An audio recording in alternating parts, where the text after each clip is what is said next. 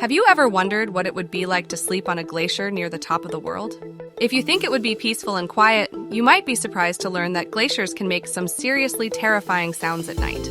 A team of scientists experienced this firsthand when they spent 3 weeks on a glacier in the Nepalese Himalayas in full view of Mount Everest.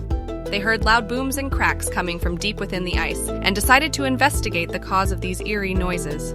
They found out that the sounds were produced by thermal fracturing, a process where ice breaks due to rapid temperature changes after sunset.